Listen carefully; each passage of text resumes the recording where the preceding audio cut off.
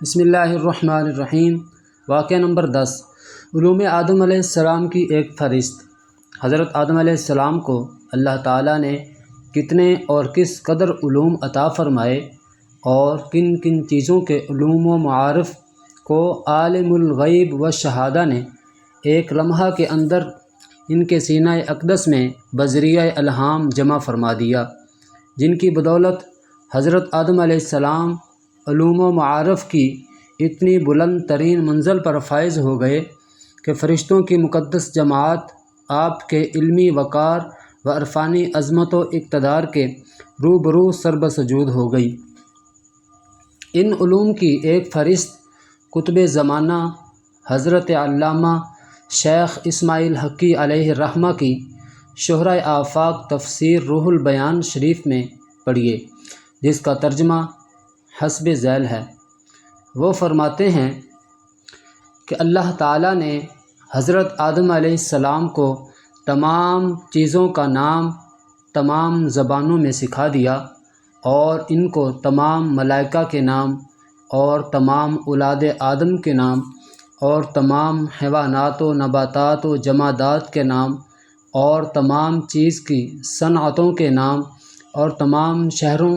اور تمام بستیوں کے نام اور تمام پرندوں اور درختوں کے نام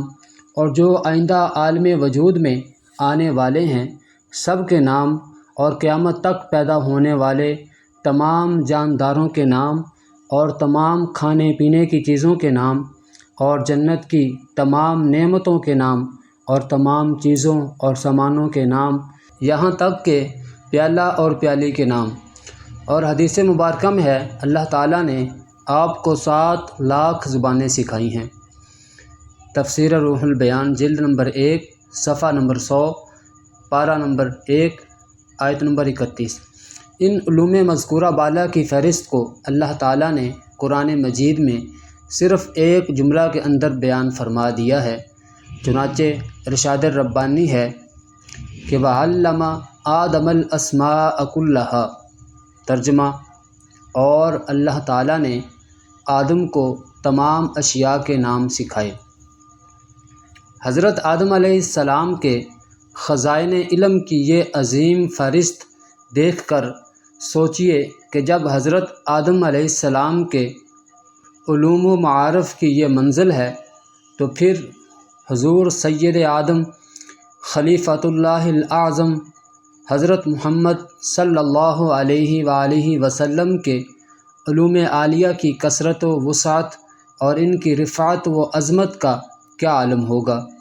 میں کہتا ہوں کہ واللہ حضرت آدم علیہ السلام کے علوم کو سرکار دو عالم صلی اللہ علیہ وسلم کے علوم سے اتنی بھی نسبت نہیں ہو سکتی کہ جتنی ایک قطرہ کو سمندر سے اور ایک ذرہ کو تمام روئے زمین سے نسبت ہے۔ اللہ اکبر! کہاں علوم آدم اور کہاں علوم سید عالم صلی اللہ علیہ وسلم، واللہ تعالی اعلم۔